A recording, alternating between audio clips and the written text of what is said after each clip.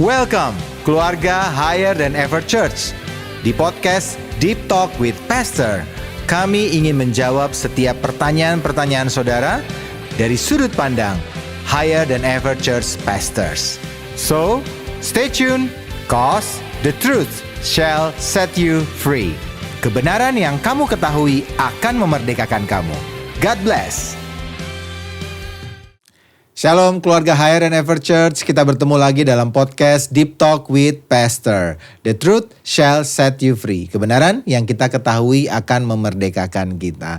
Saudara, hari ini kesempatan yang luar biasa kita bisa bertemu kembali dalam podcast ini. Dan kita akan sama-sama membahas tentang firman Tuhan yang membuat kita semakin kenal Tuhan. Dan juga membuat kita semakin mengerti akan kebenaran-kebenaran. Dan tentu saja akan memerdekakan kehidupan kita. Dan hari ini kita akan membahas soal honor, ya, submission kepada pemimpin. Nah, di tengah-tengah kita di studio sudah hadir bersama dengan kita Pastor Hengki Kusworo. Shalom Pastor. Shalom Pastor Mike. Senang bisa bertemu lagi dengan podcast ini. Kita akan lanjut lagi setelah mungkin 2 minggu ya kita libur, saudara. Kita sedang mencari juga mengumpulkan bahan-bahan untuk kita bisa bahas bersama-sama dengan pendeta-pendeta yang ada di Higher Than Ever Church. Pak Hengki, sekali lagi saya mau tanya Pastor Hengki, apa sih penundukan diri kepada Tuhan itu?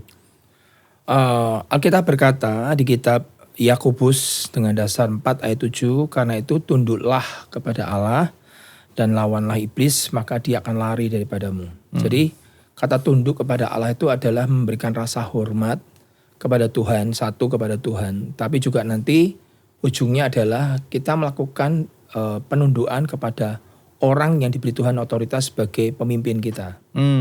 Secara rohani, gembala atau segala macam yang Tuhan pakai untuk menjadi atasan kita. Atau kadang kita hanya tidak harus berkata kepada gembala saja, tapi juga bosmu di kantor, kemudian guru di kelasmu, orang tuamu dan segala macam. Nah, itu relate-nya kepada manusia seperti itu. Karena firman berkata, bagaimana kamu bisa mengasihi kepada orang yang bagaimana kamu bisa, kalau kamu tidak mengasihi orang yang kelihatan, bagaimana kamu mengasihi Tuhan yang tidak kelihatan.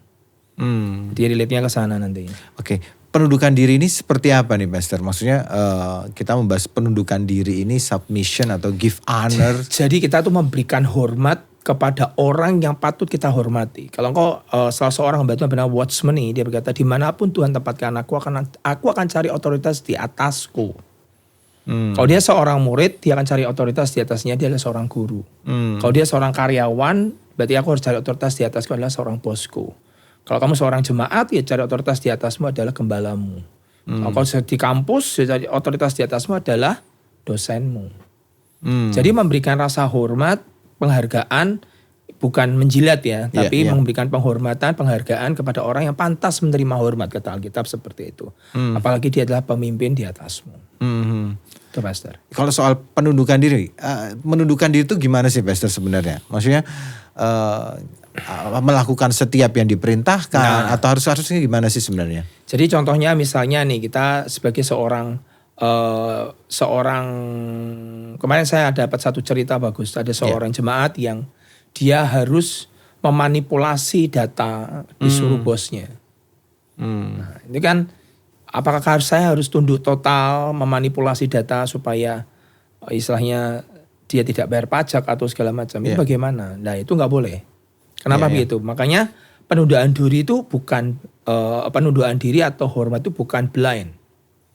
Saya memakai bahasa bukan berarti buta total seperti lembu yang dicucuk hidungnya kemudian harus ngikut kemanapun dia pergi, itu bukan seperti itu. Lah, kesalahan dari kedua generasi ini adalah generasi saya X dan Boomers itu adalah banyak sekali dari orang-orang di bawah kita yang dimanipulasi pemimpinnya dan akhirnya mereka blind submission. Penundaan diri yang buta, pokoknya pemimpinnya masuk ke sumur atau zaman itu terkenal sekali, nanti Tuhan Yesus datang tanggal sekian, jual semua hartamu, jual rumahmu, tidak usah kerja lagi, mengikuti pemimpinnya, menunggu Tuhan Yesus di atas gunung, dan akhirnya zong semua. Berapa kali peristiwa itu terjadi? Itu namanya blind submission. Penundaan diri yang salah, yang ikut sampai seperti itulah yang cerita tadi, seperti dia harus manipulasi data, nggak bisa. Ini kan salah. Di atasnya dia kan masih ada pemerintah di atasnya dia. Akhirnya dia memutuskan kalau dia tidak mau memanipulasi data, ya dia tidak terima namanya gaji atau dia tidak bisa dipromosi. Oke. Dan akhirnya dia memutuskan untuk tidak mau memanipulasi data. Contoh firmannya Pastor, contoh firmannya adalah pada saat Sadrah Mesah Abednego disuruh untuk bow di depan patung Raja Nebukadnezar. Iya. Hari itu. Harusnya kan dia hormat tunduk kepada pemerintah. Iya. Tapi karena itu melawan kehendak Allah, Alkitab berkata, apakah kami lebih taat kepada Allah? Apakah kami lebih taat kepada manusia daripada kepada Allah? Kisah Rasul berkata. Jadi tetap otoritas tertinggi adalah Tuhan. Nah itu Pastor harus ngerti sendiri. Iya. Tetap otoritas tinggi di atas pemerintah, di atas guru, di atas bos, di atas orang tua adalah tetap Tuhan. Nah, bagaimana kita ini membedakan Pastor penundukan diri kepada Tuhan yang tulus nih, atau cuma karena ya kewajiban keagamaan lah, tapi benar-benar lahir dari hati yang menundukkan diri kepada Tuhan. Relate-nya ke pemimpin kan? Bisa kepada pemimpin, penundukan dirinya, atau kepada Tuhan, pada perintah-perintah Tuhan misalnya. Seringkali kan kita orang-orang ini lebih kayak ketakutan gitu ya sama Tuhan ya, tapi bukan penundukan diri yang tulus, benar-benar karena tahu Tuhan, hormat gitu loh. Jadi gini, akhirnya kan manusia itu kembalikan kepada hati. Ya kan? Jadi kalau kita misalnya banyak sekali anak-anak Tuhan atau para pemimpin dia ngajari jemaatnya akan kebenaran firman Tuhan, tapi kemudian pada sisi hidupnya dia tidak melakukan kebenaran itu. Nah, apakah dia itu dikatakan dia menghormati Tuhan? Kan tidak. Contoh yang kedua, saya kasih contoh tentang Ananias dan Safira. Yeah. Dia kan sebetulnya sejujurnya kan dia itu kan mau jujur, mau memberikan korban. Iya. Kan nggak ada yang salah dengan dia. Iya, betul. Cuma kan munculnya kan dari hati yang iri atau hati bukan iri lah, hati yang ingin dapat validasi. Gara-gara Barabas menaruh korban penjualan tanahnya di kaki rasul-rasul dan hari itu menurut saya Barabas mendapat applause dari jemaat. Iya. Hari itu mempunyai pikiran yang sama Ananias dan Safira, karena zaman itulah Rasulullah sangat terkenal sekali di zaman Kisah Rasul, dan akhirnya dia ingin menjual tanahnya dan akhirnya dijual. Tapi mereka mempunyai mufakat berkata bahwa misalnya lakunya 10 miliar, dia berkata kepada istrinya, nanti kita ngaku depan Petrus hanya 5 miliar. Iya. Nah, itu kan istilahnya kamu tidak luar dan dalam tidak sama, kamu tidak menghormati. Dan Petrus berkata, kamu mengapa mendustai Roh Kudus, kamu tidak menghormati Tuhan. Jadi Tuhan itu lebih baca hati. Iya. Ya kan? Manusia melihat apa depan muka, tapi Tuhan melihat hati. Contohnya Nabi Samuel. Dia lihat perawakannya orang bagus segala macam, tapi di mata Tuhan sudah tertolak Eliab dan Syama. Tuhan mencari Daud. Berarti manusia nggak bisa lihat penundukan diri yang tulus ke Tuhan itu. Nanti kita nggak bisa lihat ya. Nggak bisa lihat. Nanti dari buahnya ketahuan. Cuma Tuhan aja yang bisa menentukan. Ada itu. orang berkata, aku nih hormat tunduk kepada gereja, tapi di luar dia ngomongin gerejanya. Dia ngomongin pemimpinnya, atau kemudian dia ngomongin orang-orang di atasnya. Ya itu namanya tidak penundukan diri, nggak tulus. Tulus tuh luar dalam sama, nggak ada beda. Oke. Pastor, bagaimana sih Pastor Hengki selama ini melatih penundukan diri dalam kehidupan kita? Sebenarnya itu sesuatu yang sulit ya, karena itu bertentangan dengan kedagingan kita. Karena manusia itu kan cenderung ingin dihargai, manusia cenderung ingin dihormati, manusia itu ingin jadi superior, ingin di atas, tidak di bawah dan segala macam. Tapi kan Alkitab berkata, barang siapa mau mengikut aku, dia harus menyangkal dirinya dan pikul salibnya. Penundukan diri itu adalah salah satu bentuk daripada sikap kamu tuh submission, kamu tuh humility atau kerendahan hati. Nah, cara melatihnya bagaimana? Sekarang saya kasih contoh kemarin. Saya ibadah di youth, saya khotbah. Saya akan contoh satu pribadi bernama Tuhan Yesus di Lukas 2 ayat 51-52. Hari itu Tuhan Yesus tidak pernah ada cerita di Alkitab dari 0 sampai umur 30 kecuali pada saat umur 12. Ya. Hari itu Tuhan Yesus kena spotlight di umur 12 pada saat dia pergi ke Yerusalem dan dia berdebat dan dia berbicara tentang firman dengan para ahli Taurat, orang Farisi itu orang-orang hebat, orang-orang cendikia secara Torah, dan mereka itu sangat mempelajari dari umur 12 tahun. Hari itu bertarung para rabi-rabi besar yang sudah punya nama. Bahkan saya dengar kalau rabi itu mau istilahnya pendapatnya dia dimasukkan dalam Talmud, mereka tuh harus berdebat kusir dengan para rabi yang lain. Supaya perkataannya dia dimasukkan dalam sebuah Talmud. Ini ada teman yang ngasih info begitu. Saya diberkati dengan perkataan itu. Artinya hari itu Tuhan Yesus berhadapan dengan para rabi-rabi besar dan dia bisa mengalahkan hikmat mereka. Anak umur 12 tahun. Mereka kan shock. Ini anak kemarin sore umur 12 berhadapan dengan rabi-rabi yang sudah mempunyai nama, mungkin beberapa perkataannya sudah masuk dalam Talmud, sudah didebat kusirkan dan istilahnya sebagai salah satu bentuk kebenaran yang sudah bisa dipercaya walaupun kebenaran bukan mutlak ya. Taurah ya. Tapi sudah bisa dikalahkan oleh Tuhan Yesus. Tapi lihat ayat berikutnya. Lalu Tuhan Yesus itu pulang bersama-sama dengan mereka ke Nazaret setelah umur 12 itu. Dan Tuhan Yesus tetap hidup dalam asuhan orang tuanya. Ini Tuhan loh.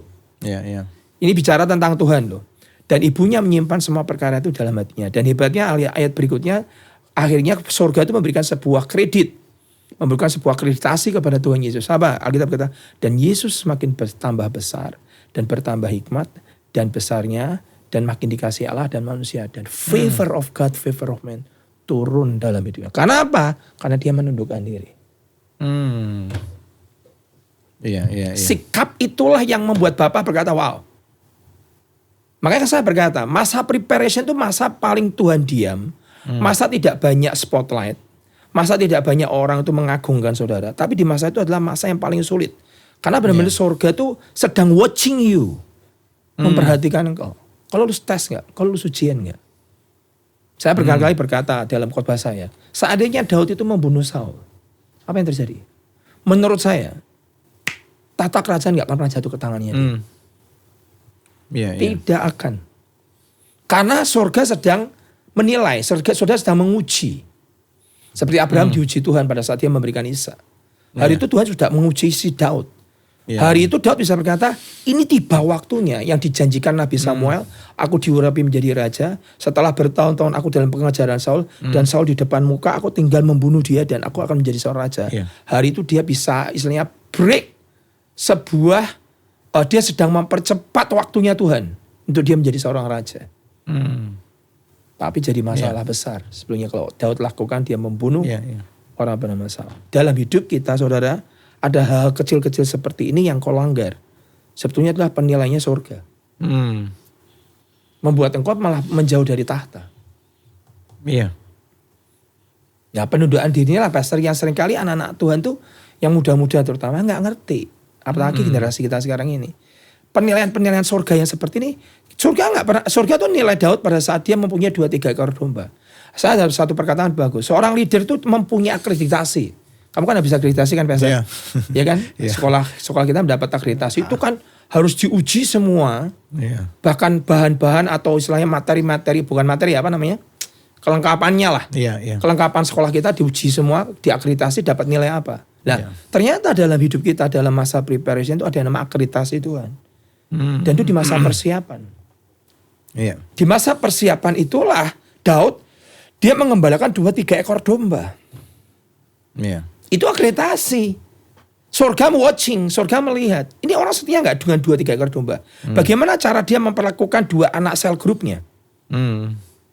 Saudara mungkin hari ini Tuhan sudah bernubuat padaku melalui seorang nabi berkata bahwa aku akan memiliki jemaat 10.000.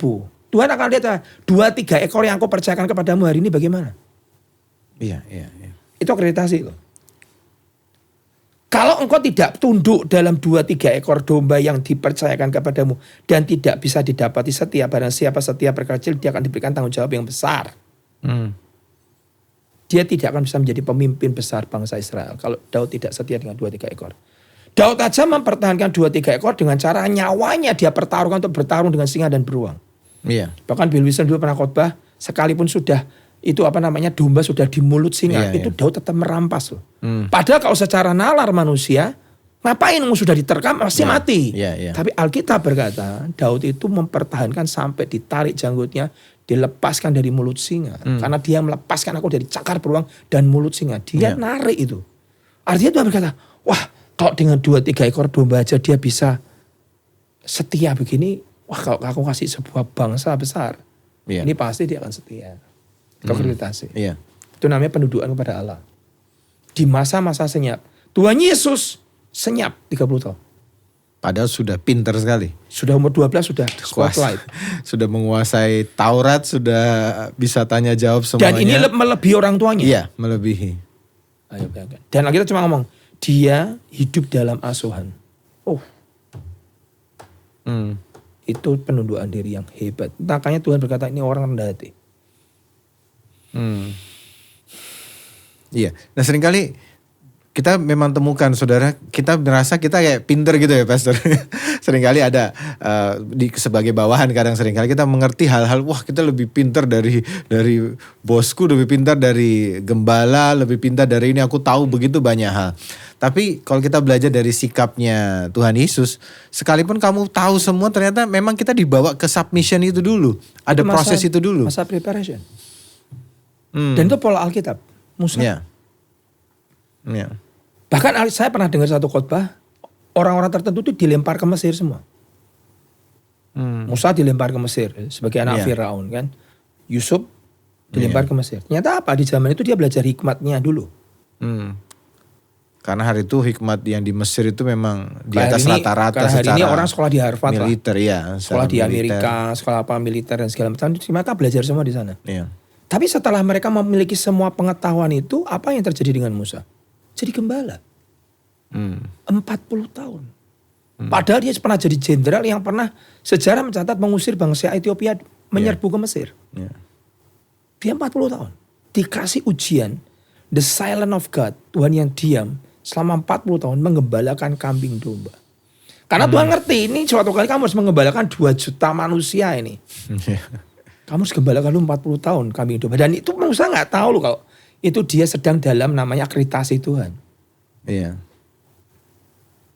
Jadi saya mau berkata kepada saudara semua, jalan untuk naik itu ternyata ada jalan seperti ini. Jalan untuk dipakai Tuhan, jalan kau menjadi seorang businessman yang besar, menurut saya juga pasti kamu dikasih perkara-perkara kecil.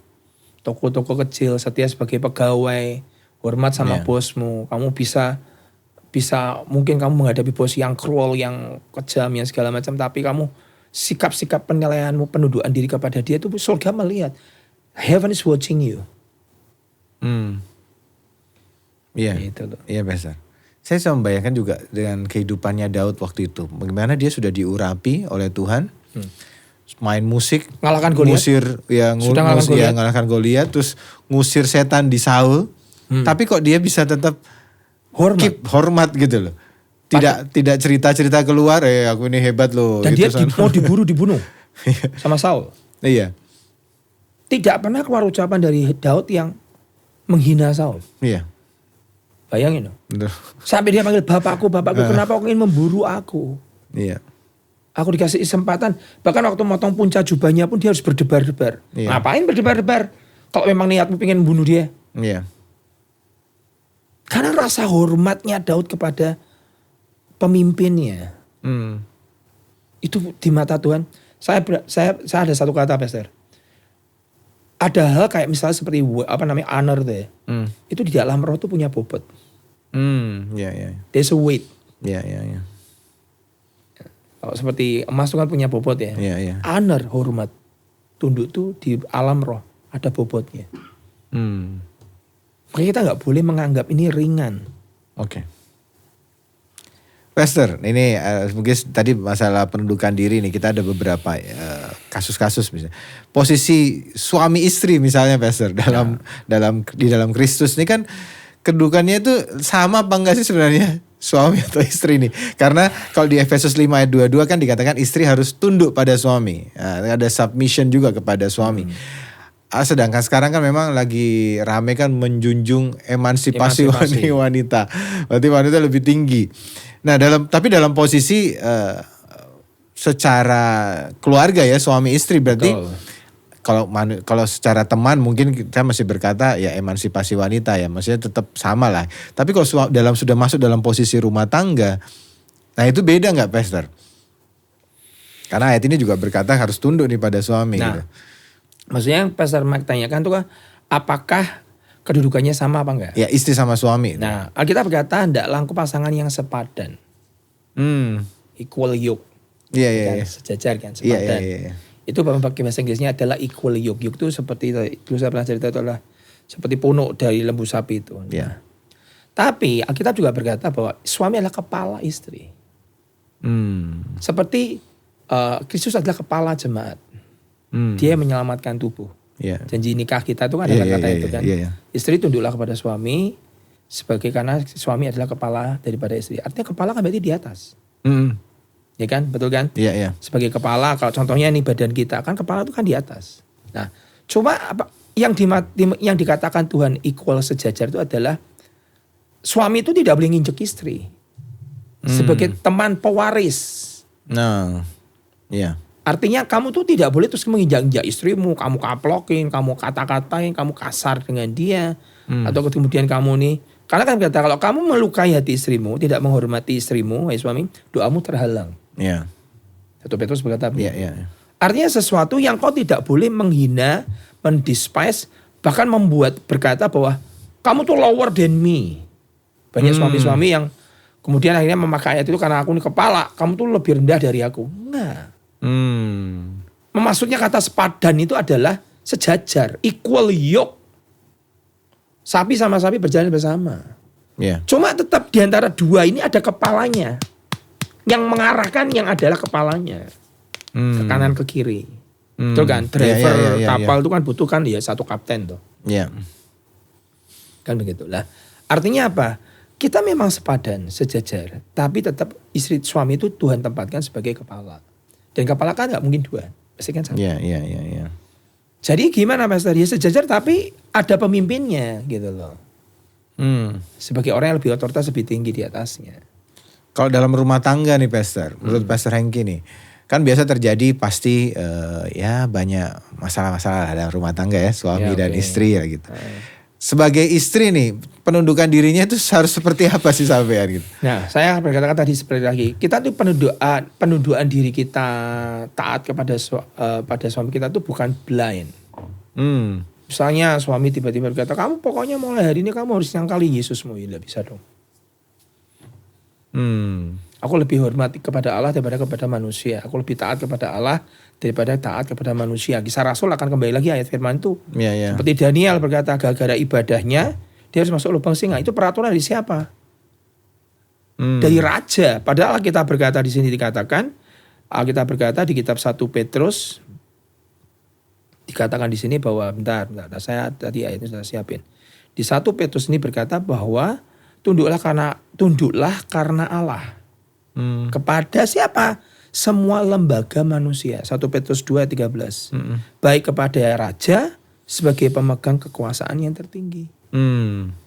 Ya kan? Hari itu si Daniel tunduk kepada Allah dengan cara dia menghormati rajanya. Kalau nggak salah rajanya waktu itu siapa? Darius ya. Tapi ada satu pemerintah, ada sebuah peraturan yang berkata kamu tidak boleh menyembah di Allah lain selain daripada dewa selama berapa hari itu. Dan Daniel menyembah Tuhan. Gara-gara ibadah kesalahannya dia masuk lubang singa. Nah, itu bagaimana? Apakah Daniel tidak tunduk kepada Darius? Tunduk. Tapi untuk masalah iman dia nggak bisa. Harus tunduk kepada Allah. Dan akhirnya raja juga akhirnya bersahabat dengan Daniel kan setelah dia keluar dari lubang singa. Jadi ngerti ya Pastor ya? Ini bukan blind, total yang pokoknya nurut kayak istilahnya. Tapi berarti batasannya apa nih, misalnya seorang istri waktu dia tunduk pada suaminya, oke kita berkata yang pertama mungkin masalah iman ya, berarti iman tidak bisa diganggu gugat ya, percaya kita kepada Tuhan karena Tuhan lebih ini.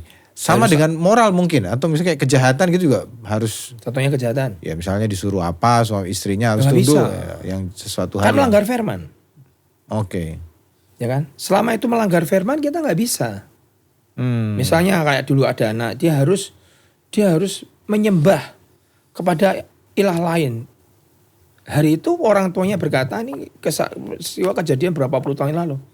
Kalau kamu mau menyembah ilahnya papa mama, ya kamu berarti boleh jadi anak papa mama, tak sekolahkan, tak kasih uang untuk makan dan segala macam. Tapi kalau enggak ya kamu keluar dari rumah. Itu gimana? Sebagai anak kan dia harus hormat pada orang tua. Tapi sejak dia terima Tuhan Yesus sebagai Tuhan Juru Selamat, dia memilih untuk ikut Tuhan. Ya sama nih, istri sama. Kalau misalnya disuruh nyembah lain atau misalnya dia disuruh kriminal, ya nggak bisa. Makanya kita ini bukan blind submission. Selama dia tidak melanggar firman Tuhan, kita masih nggak masalah. Tapi setelah sudah melanggar ya, kita boleh berkata tidak tanpa harus nyerang dia. Oke? Seperti Daud. Ya kan? Dia nggak setuju sama Saul. Tapi kan dia nggak nyerang Saul. Ya. Dia nggak pernah ngomong jelek tentang Saul. Dia lari. Dia malah lari terus diburu-buru terus. Oke. Iya, iya. Oke, Pastor. Kalau seorang pegawai nih sama bosnya nih, bagaimana sih kita itu pendudukan dirinya supaya kita juga bisa menerima blessing-blessing. Kita sudah pernah sempat bahas ya dulu ya, Pastor ya, soal namanya menghormati pemimpin, menghormati orang yang tanda petik orang kaya istilah gitu, karena Tuhan bisa tolong kita 90% jawaban doa dari orang-orang di sekeliling kita. Nah, mungkin sama juga mungkin ya dengan tadi dengan istri atau sama suami gitu ya, Pastor ya. Jadi pendudukan dirinya ndak boleh blind juga ya dengan pemimpin. Bos mungkin di kantor, di pegawai, sebagai pegawai gitu. Contoh nih, ini kamu pegawai, kamu ndak suka sama bosmu. Tapi kamu kerja di situ. Kamu gaji di situ, makan di situ. Jadi selalu di belakang ngomongin bosnya terus. Padahal kamu makan dari situ. Iya. Polisi yang bos buat segala macam marah-marah. Di depan bosnya nice, di belakang bosnya ngomong di belakang. Menurut Pastor gimana? Namanya nggak tunduk dong. Iya. Ingat ya, nggak blind. Yang saya ceritakan tadi pagi di awal, disuruh buat manipulatif dia nggak mau. Kalau kamu nggak mau ya kamu tidak naikkan gajinya. Kalau kamu nggak mau ya kamu tidak dapat gaji. Iya. Ya dia tetap pegang isi kebenaran firman. Apakah dia itu memberontak pada bosnya? Ya tidak, karena ngelanggar firman. Tapi kalau bosmu ini baik-baik, istilahnya hanya keras, mungkin hanya ucapannya kasar dan segala macam, kemudian tiba-tiba saudara membuat ngomongin di belakang dan segala macam, ya nggak oke lah ya. Kita harus bisa menempatkan siapa di atas kita, karena itu ada penilaian alam roh itu hati loh. Even sama bos pemimpin di kantor dan di pekerjaan juga sama, Pastor. Bukan cuma di gereja ya. Iya loh, kita lebih relate kan. Misalnya di orang tua, di dosen, guru. Kamu mulai nggak suka sama gurunya, dosennya, ya tapi kan dia otoritas di atasmu. Dia kan tidak meminta kamu untuk melakukan kejahatan atau melakukan sesuatu yang melanggar firman. Iya. Ya nggak bisa, kamu harus menghormati. Yang tadi dia bilang, walaupun kamu mungkin lebih pintar daripada dosenmu, seperti Tuhan Yesus lebih pintar dari papi maminya. Iya. Tapi kan dia tetap tunduk dan hormat. Saya dengar lagi bahasa bagus nih. Iya. Jadi Tuhan Yesus itu dikenal sebagai tukang kayu kan. Ternyata bukan tukang kayu aja. Dalam bahasa ada teman sharing bagus. Jadi bukan cuma membuat furniture, buat rumah ternyata. Jadi karena rumah dari zaman dulu kan kayu kan ya. Iya. Dia itu buat rumah. Ayo bayangin, Tuhan semesta alam buat rumah dari kayu. Iya. Soalnya dia buat juga rumah di surga kan. Iya kan, iya. Jadi bukan cuma mebel. Kalau tadi kan pikirnya tukang kayu itu kan mebel kan. Iya. Meja, kursi, film-film juga lihatnya meja, kursi yang dibuat. Tapi ternyata nggak buat rumah dari kayu. Itu Yesus itu punya uang ternyata. Kontraktor lah. Bila bahasa kita kontraktor. Iya. Oke. Ini tafsiran. Pastor, sekarang pertanyaan yang mungkin lebih ini ya. Relate dengan hamba Tuhan apakah lebih tinggi dari jemaat? Gini, sebenarnya itu bukan lebih tinggi atau apa, tapi ada orang yang dipilih untuk mengadakan sebuah ibadah. Seperti zaman Musa. Kenapa Tuhan harus memilih Lewi? Setelah Lewi nanti dikecilkan lagi, harus keturunan Harun yang masuk ke dalam ruang suci, yang menyalakan candle, memberikan incense, kemudian ngasih mana, yang kemudian menyalakan lampu di Torah. Itu kan harus orang khusus ya. Kemudian nanti ada di spesifik lagi satu orang yang hanya bisa 1 tahun sekali, yaitu imam besar. Itu kan pola Tuhan. Yang Alkitab berkata itu Tuhan yang buat, Tuhan dulu sekarang selamanya nggak berubah, ya nggak berubah. Dalam hal istilahnya pilihan Tuhan tuh ada gitu loh.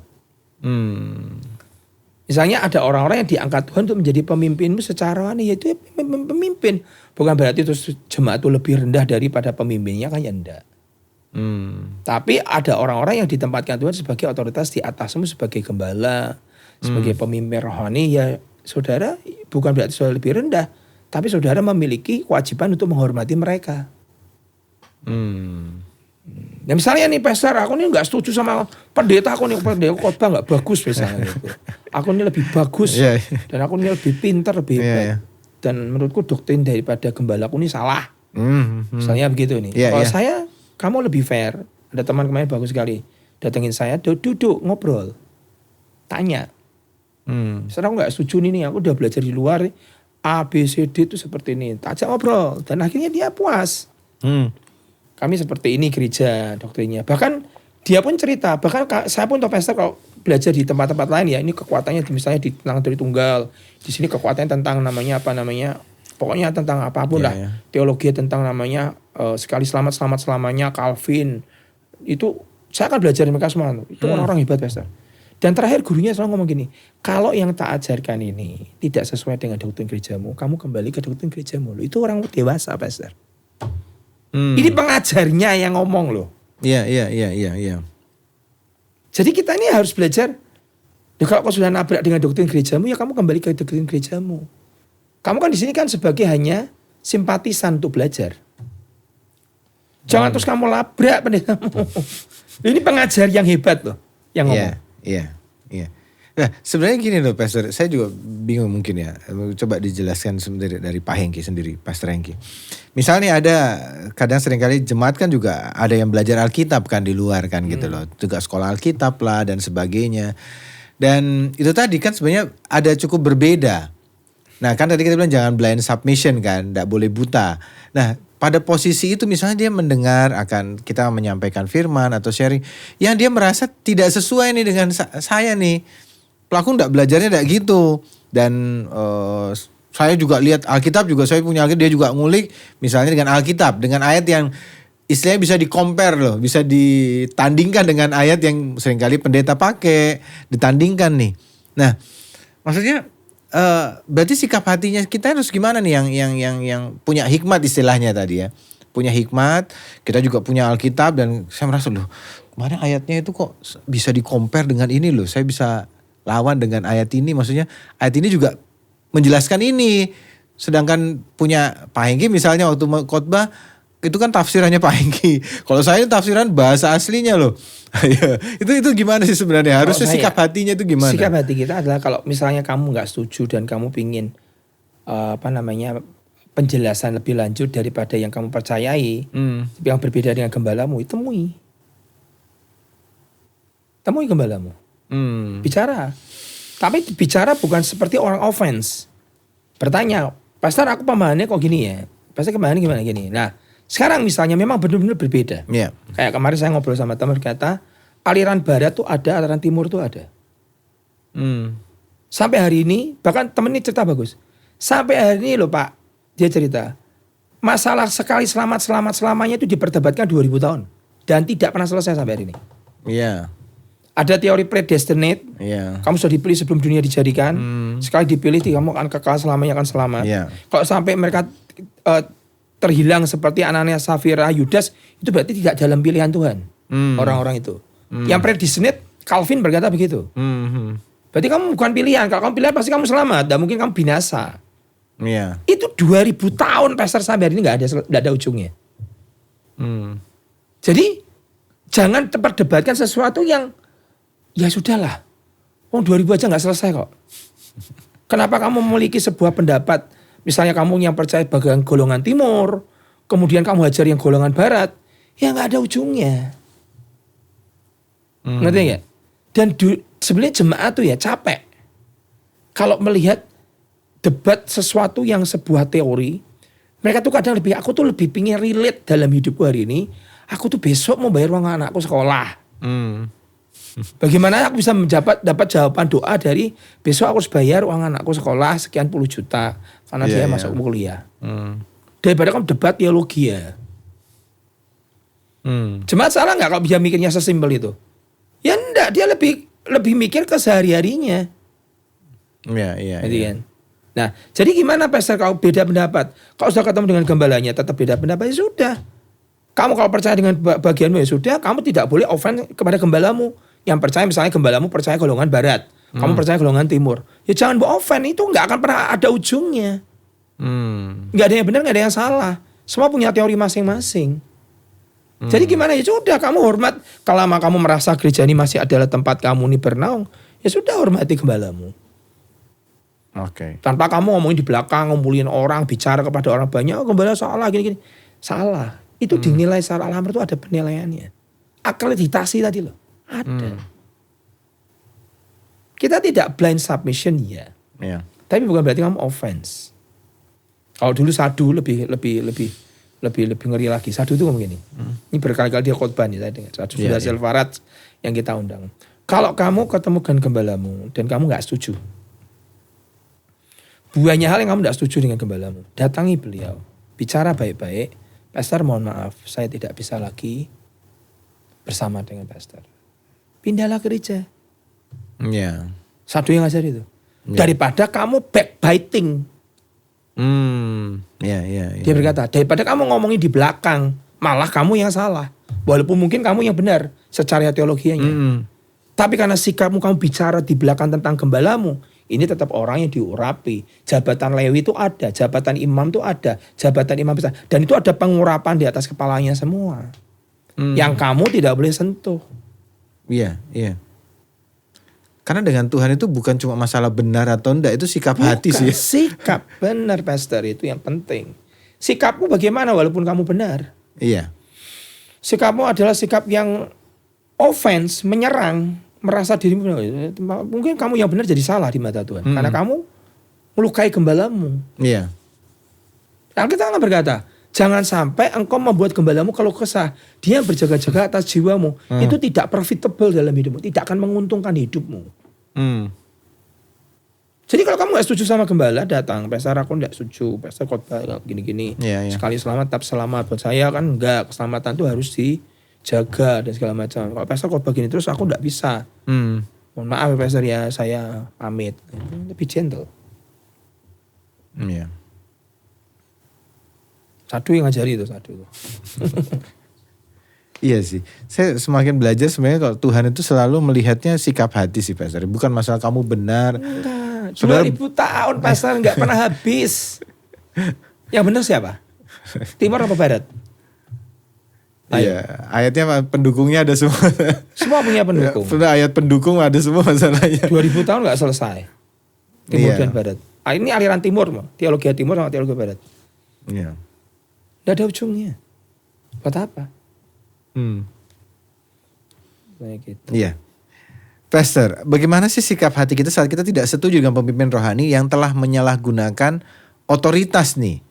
Nah, jadi ini masalahnya otoritas sudah. Kalau tadi mungkin masalah pengajaran ya. Kok sekarang otoritas nih, Pastor? Contohnya? Misalnya nih, ya saya punya kenalan dia orang kaya. Tantenya itu bergabung dalam satu persekutuan. Jadi pendetanya persekutuan ini tiap kali datang karena dia orang kaya selalu bilang tolong dong aku om perlu ikat pinggang tapi yang LV ya, minta gitu Pastor, terang-terangan sudah. Ini kisah nyata nih. Kisah nyata, saya nggak ngarangin. Ini teman saya cerita masalahnya karena dia termasuk orang kaya, misalnya dia tantenya keluarga kaya lah. Iya, ini persekutuan itu disuruh udah dikasih LV tuh, ya dikasih. Ya kan orang kaya maksudnya ya angka segitu mungkin tidak seberapa ya Pastor ya. Cuma itu kan sepertinya menyalahgunakan otoritas. Maksudnya iya tidak disuruh. Kita kan suruh nabur untuk gereja misalnya nolong gereja lain atau ada sesuatu gitu. Tapi ini untuk pribadi bahkan menyalahgunakan otoritas nih kan. Nah sikap hati kita itu gimana sih sebenarnya? Nah, sekarang contoh sekarang saya memposisikan sebagai orang kayanya. Oh iya. Yang sedang dimanipulasi dengan hal seperti itu. Kadang kan seringkali kan mungkin dia pertobat baru, kemudian di hidupnya diberkati dengan hamba Tuhan itu karena mungkin hamba Tuhan itu biasanya peka. Dia peka suara Tuhan, dia memakai suara Tuhan dan hasilnya tuh ada. Nah, seringkali ini saudara yang sebagai orang kaya nih, yang sedang mendapatkan pesan Tuhan melalui orang yang memberkati saudara. Kamu nih harus memberikan aku LV misalnya gak ada. Nah, sekarang pertanyaan saya, rela gak? Kalau memang kamu nggak rela, ya kamu bilang tidak. Tapi kalau kamu sebagai orang kaya yang ini kan karena ini orang baru ya, jadi apa mesti diberi. Dengan ketidakmengertian dia. Kalau kita hari ini ya langsung tertawa. Loh kamu minta Tuhan berkata kok mintanya LV. Tuhan kasih teman kita aja pakai sabuk namanya tidak bermerek aja bisa kok. Padahal kaya raya. Ya kan? Iya. Artinya apakah Tuhan bicara dengan dia? Menurut aku tidak. Tapi kan pemahaman orang kaya ini kan belum sampai ke sana. Iya. Jadi kalau sudah terlanjur memberi ya sudah. Dengan rela. Tapi kalau sudah ngerti bahwa ini salah, bahwa ini manipulasi, dia harus minta merek tertentu, dia harus pergi ke liburan tertentu, harus naik pesawat tertentu, Tuhan bicara nih kamu harus memberikan aku tiket khususnya harusnya bisnis kelas misalnya begitu. Pakai Tuhan berkata, ya kita berkata tidak. Tuhanku tidak begitu kok. Dia naik keledai bisa kok. Ya kan? Dia itu naik keledai. Artinya apa? Sebagai orang kaya yang dimanipulasi kita ini harus dewasa supaya kita tidak kena manipulasi. Tapi kalau sudah kita ingin memberi, tapi aku ingin memberi ya beri aja tapi dengan rela hati tanpa harus bersungut-sungut. Iya. Walaupun menurut saya ini juga salah. Maksudnya yang ngomong itu pasti bukan dari Tuhan karena nyebut merek sebabnya. Iya. Itu kan merek mahal ya. Iya. Jadi ya kita berhak untuk berkata tidak sebagai orang kaya. Salah nggak? Ya enggak. Makanya kan bilang jangan blind. Iya. Jangan terlalu buta. Ada orang ngomong aku nih, kamu nih harusnya tuh ikut aku. Karena ini orang kaya sebenarnya nih. Iya. Karena Tuhan tuh mau memberkati kamu dengan luar biasa sehingga perusahaan pabrikmu akan tambah besar kalau kamu nih ikut gerejaku. Tuhan nanti malam ngasih aku mimpi. Lah, begitu-begitu itu kan kadang dimanipulasi kan ya. Iya. Sebenarnya kan yang dilihat kan duitnya. Iya. Ya ngapain kita harus takut dengan hal seperti itu istilahnya begitu. Makanya jangan blind. Saya mau tanya lagi nih, misalnya gini, salah satunya ini tentang mengajarkan sesuatu tentang kebenaran Alkitab nih. Contoh paling gini. Biasa kalau orang itu tidak terlalu belajar, dia bisa menerima kebenaran yang disampaikan oleh gembalanya langsung. Artinya dia terbuka sekali sebenarnya. Tidak terlalu banyak perdebatan. Tidak banyak perdebatan. Jadi misalnya Pak Hengki bisa ngomong, oh kita tentang perpuluhan. Kita ada gereja yang tetap masih pegang hal itu karena itu kita percaya bahwa itu kebenaran dari Alkitab dan tidak akan berubah. Ada perjanjian di dalamnya. Kalau kamu lakukan itu ada perjanjian yang Tuhan sudah sebab akibat lah. Kamu lakuin aku akan kasih. Buat sebagian orang yang tidak terlalu tanda petik belajar dan sebagainya macam-macam merasa ini bagus. Oke, pengajaran yang saya bisa terima jemaat. Tapi kan ada yang juga dan dilakukan. Tapi ada jemaat-jemaat yang mungkin belajar di luar, searching di Alkitab, dengar di media sosial, hamba Tuhan yang lain juga mengajarkan hal yang lain yang berbeda. Dan pakai basic firman semua. Udah nggak ada. Kamu nggak bisa begini. Itu hukum Taurat. Nah itu hukum Taurat sudah. Jadi kan dia berarti hatinya akan berkata bahwa, loh Pak Hengki mengajarkan hal yang salah nih. Terus? Nah gitu loh. Pertanyaannya apa? Nah bagaimana sikapnya kita ini yang orang-orang yang belajar itu tadi. Kan gitu, yang banyak dapat informasi tentang itu. Setelah, loh kan dia salah, masa saya nggak kasih tahu misalnya gitu. Kan dia ngajar salah, masa saya ikutin? Dia kan salah. Saya kan ini benar nih pengajaran ini. Nah terus gimana itu Pastor?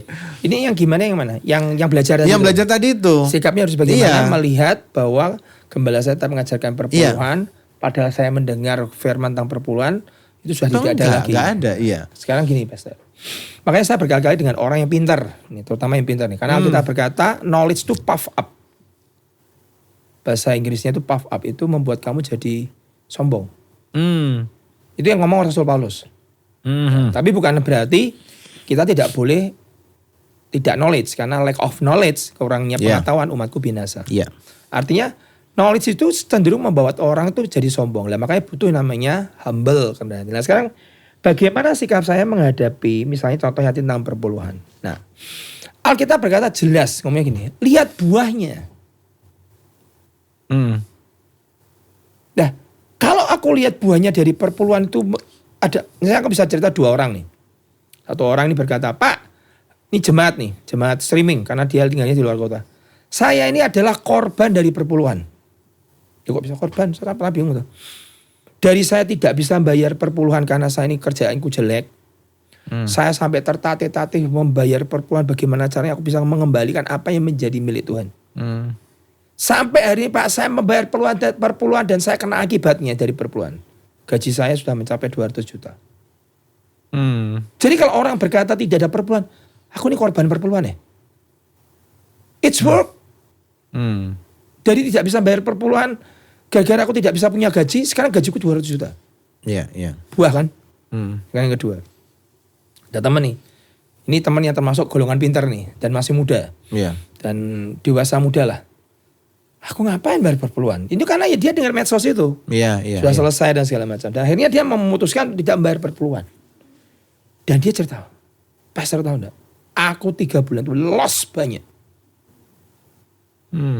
Saya nggak tahu kerjanya dia apa. Tapi dia kehilangan uang loss begitu banyak. Karena kita kan berkata, kalau engkau mengembalikan apa yang menjadi perpuluhan kepada rumah Tuhan, tempat rumah perbendaharaan, di rumahku ada persediaan makanan. Di situ aku membuka tingkap langit dan aku akan menghalau semua belalang. Belalangku banyak. 3 bulan itu kayak dihajar ya, yang sakit lah, apa mobil tabrakan lah, inilah selama 3 bulan betul-betul habis-habisan. Dan hari itu saya bertobat, ada seorang hamba Tuhan khotbah, kamu harus bayar perpuluhan kembali. Wah, saya bertobat dan sejak itu Tuhan pulihkan kembali. Nah, sekarang saya mau tanya, yang benar yang masalah mana? Lihat buahnya tuh. Ngapain diperdebatin? Kamu nggak percaya ya silakan, monggo. Kamu yang percaya, it's work. Dalam hidupku terjadi kok. Iya, iya. Sampai yang luar kota ngomong, Pastor, saya bingung tuh orang-orang yang tidak percaya perpuluhan. Pokoknya pakai bahasa, aku ini korban perpuluhan kok. Dan korbannya adalah korban yang bagus. Iya. Istilahnya. Dari tidak punya gaji bagus, gajiku sangat bagus. Dan aku sampai hari masih bayar perpuluhan. Ya, pilihlah. Kamu percaya tidak bayar perpuluhan? Silakan, gak apa-apa. Ya pokoknya ada hukum sebab akibat. Iya, iya, iya. Ya kamu kalau jangan tiba-tiba kamu percaya dengan medsos, tidak bayar perpuluhan membuat kamu jadi lebih kaya raya, ya itu pilihanmu. Iya. Tapi kalau ternyata membuat kamu kehilangan banyak hal, belalang-belalang paham betul-betul menghabisi semua, tidak ada istilahnya, tidak ada namanya proteksi Tuhan. Iya, iya. Ya jangan salahkan. Jadi kalau saya kembalikan kepada jemaat itu sekarang kritis. Iya. Dia bisa memilih. Saya nggak mau paksa. Saya bukan tipe pendeta. Kalau kamu nggak bayar perpuluhan, terkutuk kamu. Nggak ada. Itu nggak ada. Memberi dengan terpaksa itu tidak alkitabiah. Iya. Memberi itu harus dengan rela. Makanya kalau saya mimpin doa untuk perpuluhan, persembahan korban, Tuhan ini korbanku, penyembahanku, pemberianku dengan sukarela. Kalau nggak rela nggak usah kasih. Ini kan pemberian ke Tuhan. Memberi itu harus dengan rela gitu loh. Itu Pastor. Iya. Nah, misalnya contoh itu kan tadi saya cuma kasih contoh 1 perpuluhan ya kan, dia bisa wah ini kok begini nih ngajarnya nih. Misalnya juga ada lagi bahasa roh misalnya. Kan ada juga maksudnya memang pengajaran-pengajaran yang menentang bahasa roh. Akan gitu loh. Jadi seringkali kalau jemaat dia pasti dia terima dengan baik, tapi seringkali ada jemaat yang sudah belajar mendengar dan sebagainya, mengumpulkan bahasa roh udah nggak ada Pak, itu zamannya rasul-rasul udah selesai, sekarang rasul nggak ada nih, itu bisa-bisa jadi bahasa setan itu dan sebagainya gitu loh. Nah itu kadang seringkali kan muncul gitu loh dalam hidup jemaat. Nah ini mungkin Pak Hengki juga mesti harus memberikan sedikit masukan juga ya, mengingatkan juga jemaat-jemaat yang khususnya yang mungkin belajar yang punya hikmat belajar dan diberi kesempatan untuk belajar Alkitab atau mungkin search supaya jangan sampai salah gitu loh sikap hatinya di dalam gereja. Karena mereka merasa diri mereka benar juga loh Pastor. Iya. Ya toh, Pastor ngajar tentang bahasa roh misalnya. Kita harus bahasa roh, Pak Victor ajak doain bahasa roh. Dia mungkin juga berkata loh ini salah ini. Bahasa roh itu apa benar? Kan gitu loh. Jadi dia harus belajar untuk itu tadi ya, submission sikap hati itu kan Pastor. Di mana Tuhan tempatkan kamu, aku mencari otoritas di atasku. Iya. Watchman ini berkata begitu. Berarti kalau kamu di dalam sebuah gedung gereja, ya kamu menghormati pada pemerintahan government yang Tuhan berikan kepada hamba Tuhan itu. Iya. Ya kamu nurut aja. Kalau kamu nggak setuju, misalnya contohnya perpuluhan. Bahasa roh kok di publik. Ini kan lagi rame nih. Iya. Apa ini enggak ada, lebih baik aku berkata-kata dengan bahasa manusia yang bisa dimengerti daripada kepada bahasa roh yang tidak dimengerti manusia. Nanti ujungnya pakai 1 Korintus 14. Iya. Kamu gak setuju ya gak apa-apa. Jadi udah gak usah bahasa roh. Tapi jangan offense melawan orang yang berbahasa roh. Salah gak? Enggak. Paulus juga berkata, aku berbahasa roh lebih dari kamu semua. Bukan, Paulus menuliskan 1 Korintus 14 itu bukan berarti Paulus tidak berbahasa roh. Iya. Paulus berbahasa roh. Bahkan dia bilang, aku lebih dari kata kamu semua atau dia. Dimanapun aku tetap berbahasa roh. Bahkan dulu aku dengar seorang hamba Tuhan berkata, bahkan sampai mimpi pun bahasa roh. Aku pengen nih mimpi bahasa roh. Sampai ini gak terjadi. Iya. Karena kita berkata apa? Itu bahasa-bahasa yang kau ucapkan kepada Tuhan dan bukan kepada manusia. Dan orang menyelidiki hal-hal yang rahasia yang diselidiki oleh roh itu dan memberikan doa-doa yang tidak terucapkan. Buat saya itu bahasa keren. Iya.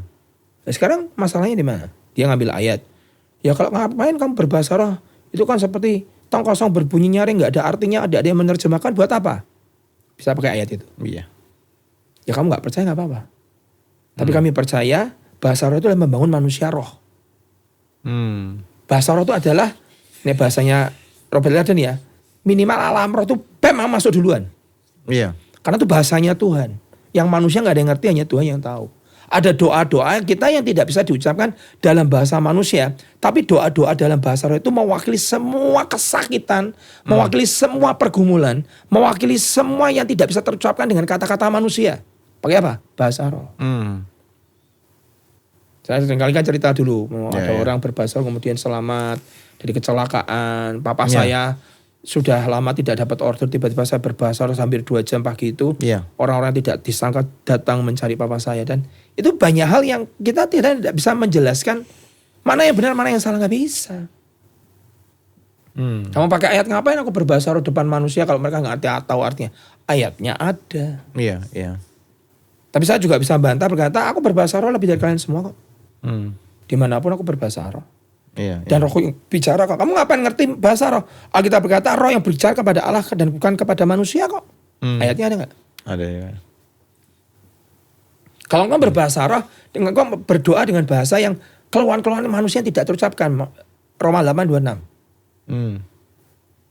Ada banyak yang kita nggak bisa ucapkan kata-kata bahasa Indonesia dan bahasa Inggris.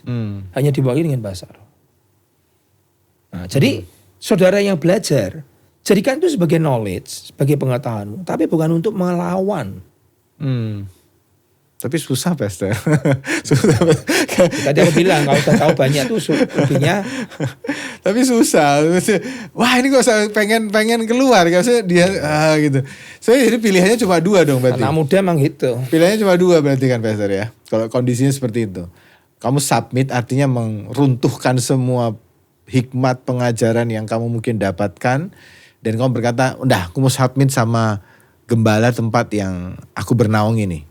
Artinya semua konsep-konsep yang ada harus ditinggalkan semua. Dan berkata, aku mau submit deh. Karena aku tahu ini, ya aku walaupun sudah ada di sini, aku gak tahu ini benar atau salah. Karena aku juga punya hikmat sendiri. Tapi karena aku dibawa gereja ini, aku mau submit kepada. Kemarin ada satu anak muda temu saya berkata, sebenarnya aku tuh pengen keluar, Pastor, dari gereja. Karena ini orang yang belajar. Iya. Orang yang belajar, dan saya lihat memang dia hikmatnya luar biasa. Cara ya membongkar firman, dia suka baca, itu firman luar biasa. Tapi tiba-tiba pada saat dia mau keluar, dia berdoa lagi ke Tuhan. Ya sebenarnya dia banyak hal yang gak setuju dengan kita, maksudnya kok beda, sedikitnya beda gitu. Tapi akhirnya dia berkata, aku keluar, tak keluar gereja aja. Tiba-tiba dia berdoa, Tuhan ngomong, enggak, kamu tetap di sini, belajar humble, belajar rendah hati, belajar menghormati. Hari ini kamu gak puas dengan gereja ini misalnya ya, kamu pindah ke gereja lain, apa mau pikir kamu gak punya masalah yang sama? Karena hikmatnya dia melebihi para hamba Tuhan nih. Karena dia belajar. Akhirnya kamu juga ketemu dengan problem yang sama. Tuh, kembalinya kemana? Ke hati lagi. Hari itu coba ini waktu Pastor Mike tadi cerita ini tiba-tiba muncul nih. Bagus nih. Hari itu ibunya karena dia mencari Tuhan Yesus 3 hari. Dan Yusuf. Dan Tuhan Yesus ternyata di Yerusalem. Itu pulang pergi ke Nazaret di Yerusalem tuh. Aku mencari engkau nak selama 3 hari. Ternyata kau di sini. Itu jawaban Tuhan Yesus apa? I am in my father business. Kamu kenapa tak cari aku, Ibu?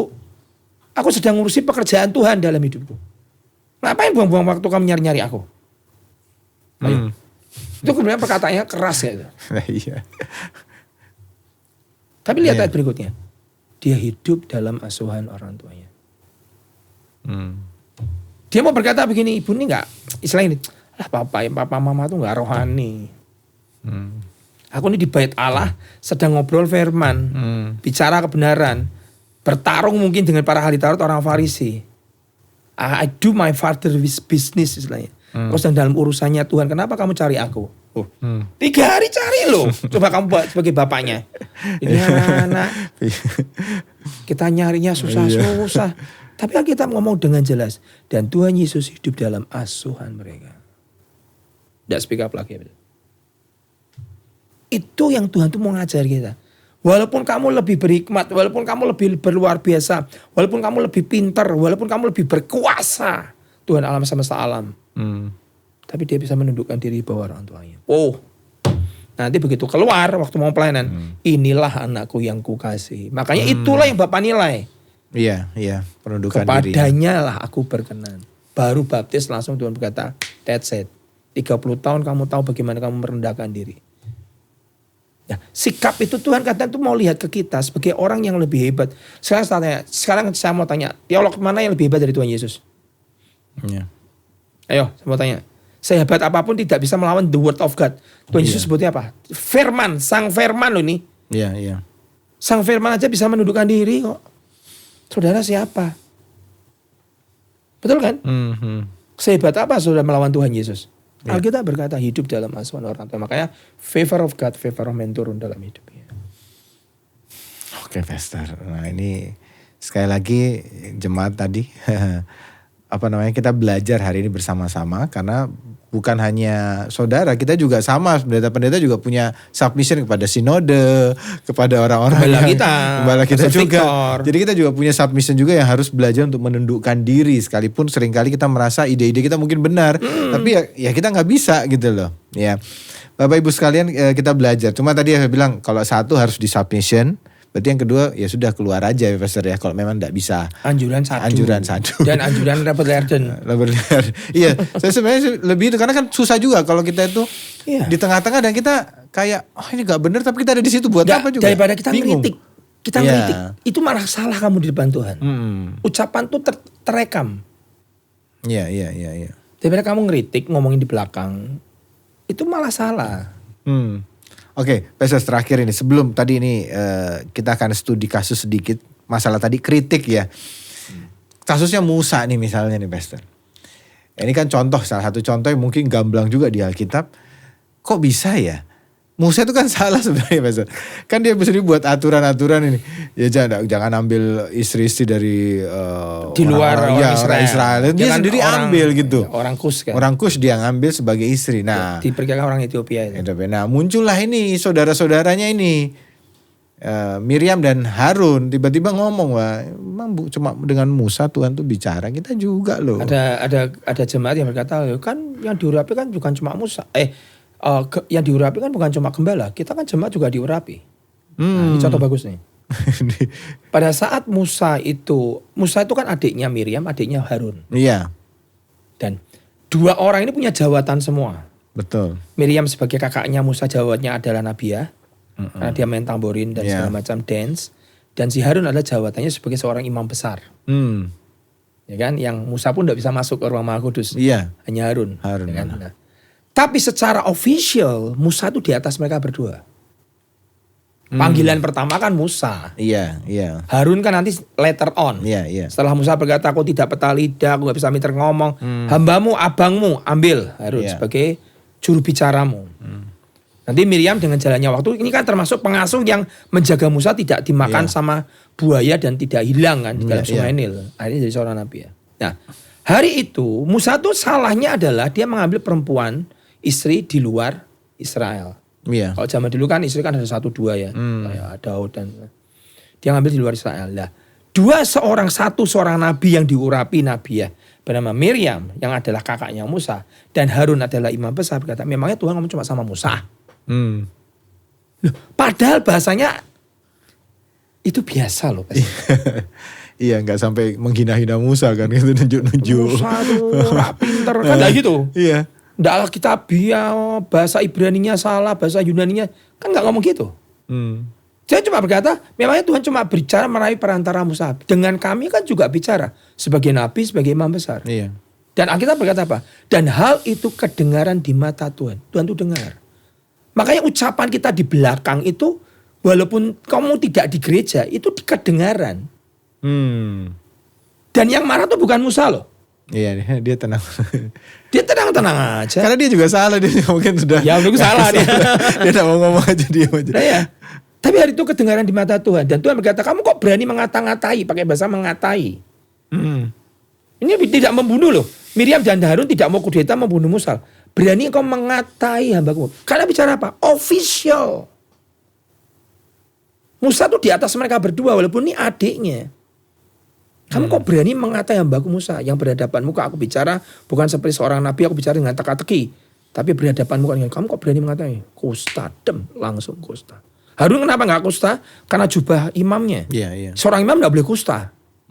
Makanya nanti begitu jubah imamnya Harun dilepas, dia mati langsung. Iya.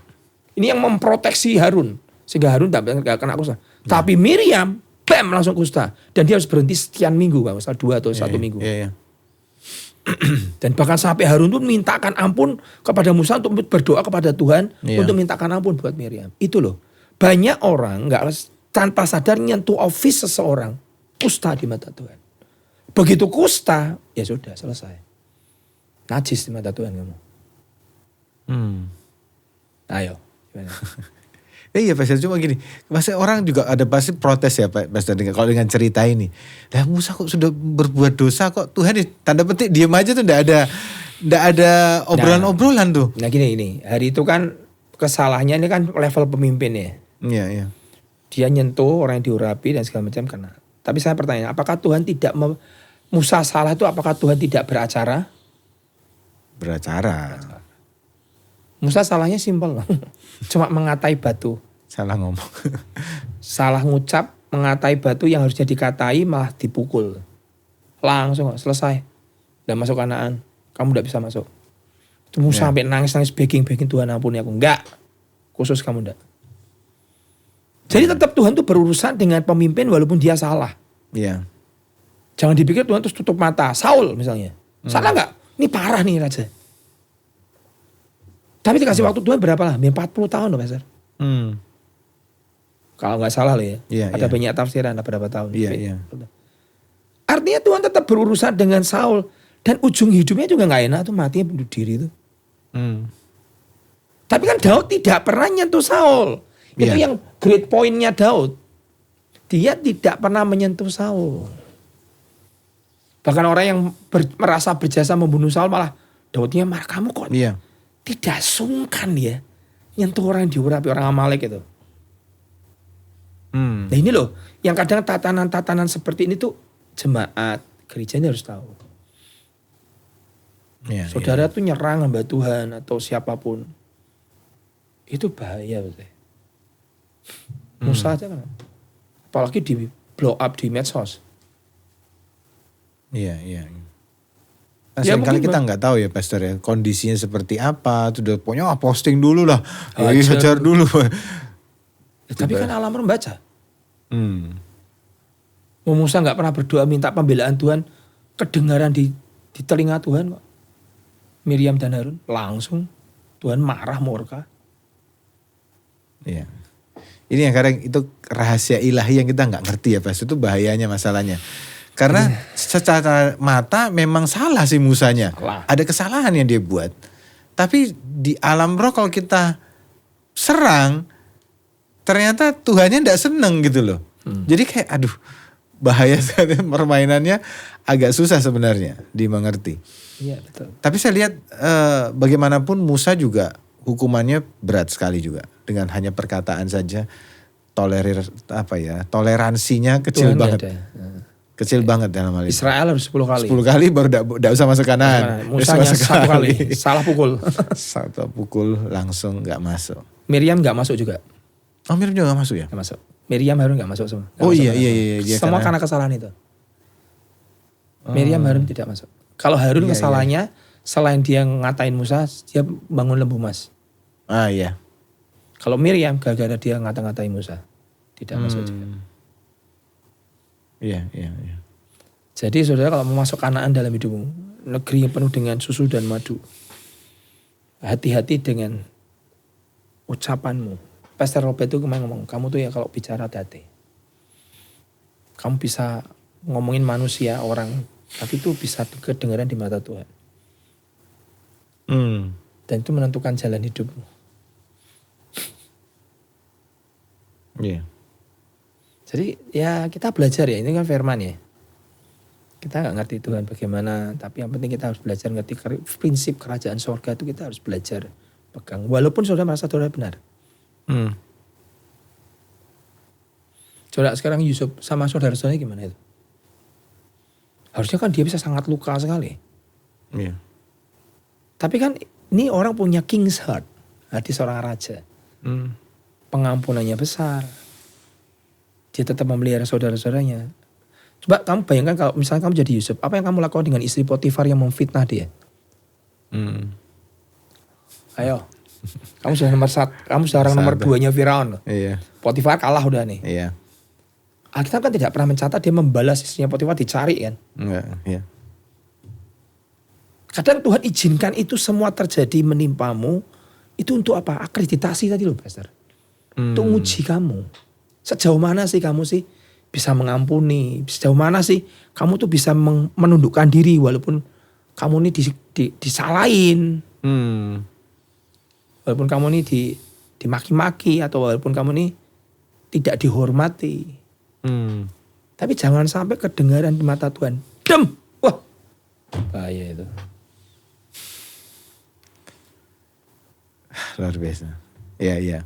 Ini sesuatu hal yang saudara harus benar-benar hati-hati ya Pastor ya. Karena Kita tadi saya bilang jaga-jaga. dari awal tadi, alam roh itu mempunyai bobot. Hormat itu salah satu bobot. Menghormati kepada pemerintah, menghormati kepada orang yang di atas, menghormati pemimpin. Alkitab berkata, ini jelas di Ibrani terakhir ya Pastor. Iya, Ibrani 13:17. Taatilah pemimpin-pemimpinmu, Ibrani 13:17, dan tunduklah kepada mereka. Sebab mereka berjaga-jaga atas jiwamu. Saya tuh bingung kok bisa ya. Pemimpin itu berjaga-jaga atas jiwanya. Sebagai orang-orang yang harus bertanggung jawab atasnya. Jadi pemimpin itu punya tanggung jawab berjaga-jaga atas jiwa daripada umatnya. Dengan jalan itu mereka akan melakukannya dengan gembira. Jadi kalau kamu menghormati pemimpin dan taat kepada mereka, tunduk pada mereka, mereka tuh melakukan dengan gembira, bukan dengan keluh kesah. Sebab apa? Hal itu tidak akan membawa keuntungan bagimu. Kenapa kok saya ini buntung terus Pastor? Pertanyakan. Caramu menghormati bagaimana? Bukan hanya pemimpin saja. Bukan hanya pendeta lo ya. Bosmu bagaimana? Dosenmu bagaimana? Orang kaya itu bagaimana? Dengan orang yang lebih rendah itu bagaimana? Ini salah satu yang dulu saya pernah khotbah tentang namanya favor of God, favor of man. Salah satu kunci untuk membuka itu adalah hormat. Penghormatan. Kalau kita bisa lulus dalam ini, akar kita, nilai kita A, siap pemimpin. Tidak ada pemimpin tanpa melewati ujian ini semua. Semua pemimpin yang naik selalu melewati ujian ini. Yusuf, Daud, Musa, semua melewati ujian ini. Sebelum diakreditasi jadi pemimpin. Dan mereka semua orang-orang hebat, hikmatnya luar biasa, jagonya luar biasa. Musa jago perang, jago ini, tapi semua harus masuk dalam submission itu tadi. Terakhir nih Pastor, mumpung ingat. Almarhum itu bagaimana dia menghormati hamba-hamba Tuhan tuh. Saya miss. Dia punya kunci itu. Makanya setiap hamba Tuhan datang dalam gereja kita dulu. Selalu karunianya tinggal. Kalau misalnya John Alphonse ini waktu itu. Keuangan kita meledak. Karena beliau ini tahu bagaimana menghormati orang-orang ini. Honoring itu menghormati. Enggak jilat, menghormati. Berikan hormatnya sewajarnya. Sepantasnya. Keuangan breakthrough, healing. Beliau menghormati Morse Rolo seperti apa? Beliau menghormati Benin seperti apa? Walaupun orang menghujat Benin, beliau menghormati seperti apa? Tapi kan karunia tinggal semua. Kita ngalami healing, kita ngalami deliverance, kita ngalami bisa pergi ke bangsa-bangsa. Karena beliau ini punya kunci ya Pak, menghormati. Terutama kepada orang yang lebih senior, lebih tua dan macam itu, menghormati luar biasa. Peka suara Tuhan, beliau menghormati almarhum Yusuf Cipta.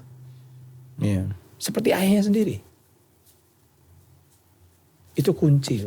Anak muda zaman sekarang, generasi Z, yang dikenal sebagai generasi yang sangat kritis. Khusus satu ini, penghormatan jangan gagal kamu. Karena itu adalah promosimu untuk naik ke atas. Dari Tuhan. Promosi bukan datangnya timur, utara, dan barat. Tapi promosi datangnya dari Tuhan semesta alam. Nah, caranya gimana? Akreditasimu harus lulus. Salah satunya apa? Hormat. Submission dan pendudukan diri adalah ujian. Nah saudara yang hari ini menyaksikan ini, saudara dimanapun saudara berada, saudara mungkin di bagian yang hari ini pegawai, saudara sebagai istri, saudara sebagai anak, sebagai murid mungkin, atau juga sebagai jemaat dalam satu gereja, saya rasa ini salah satu pelajaran yang harus kita mengerti. Saya tahu secara kedagingan mungkin agak susah mendengar, aduh saya pengennya, apalagi sekarang kan demo-demo terus, pengennya begini, pengen begini. Tapi saudara, kita harus belajar bahwa submission itu memang jadi keharusan ya. Buat setiap pemimpin-pemimpin yang akan naik, harus belajar yang namanya pendudukan diri dalam kehidupan kita sampai Tuhan tuh bawa kita semakin tinggi.